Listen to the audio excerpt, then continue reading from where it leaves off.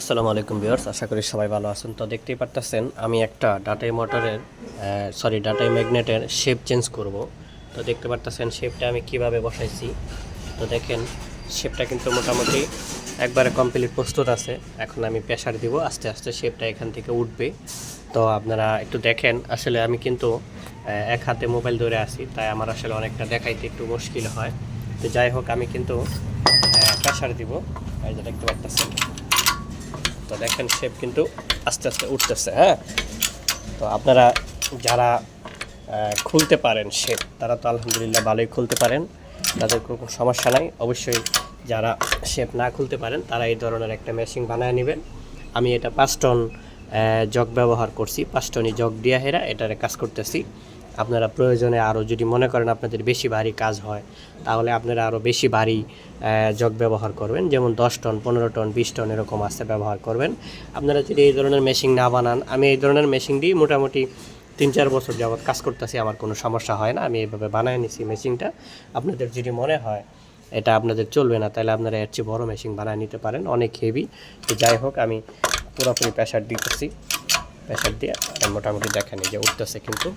হ্যাঁ, এটা কিন্তু যথেষ্ট পরিমাণ সবভাবে উঠতেছে, তবে সবগুলাই যে এরকম সবভাবে উঠবে এরকম কিন্তু না। কোনোটা অনেক বেশি টাইট হয়, অনেক বেশি শক্ত থাকে। তো সেইভাবে আপনারা বুঝে তুলবেন। দেখেন এই যে মোটামুটি অনেকখানি কিন্তু উঠে গেছে। তো এই যে আরেকটু বাকি আছে, তারপরে কিন্তু আমার জগ আটকা পড়ে যাবে। তো আমি কিন্তু পরে খুলে নিব।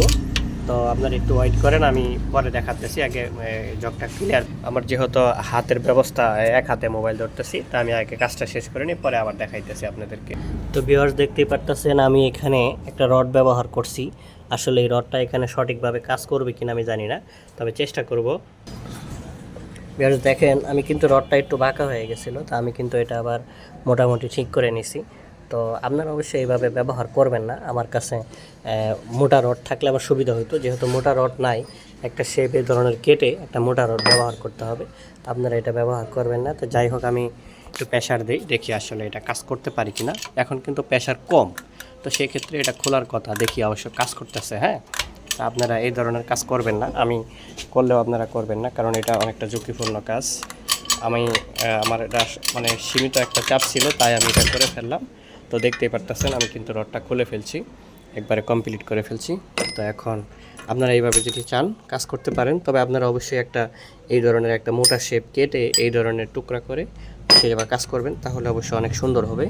তো যাই হোক, আমি বিষয়টা আপনাদেরকে খোলাসা করলাম, তুলে ধরলাম যে আসলে আমি কিভাবে কাজ করি।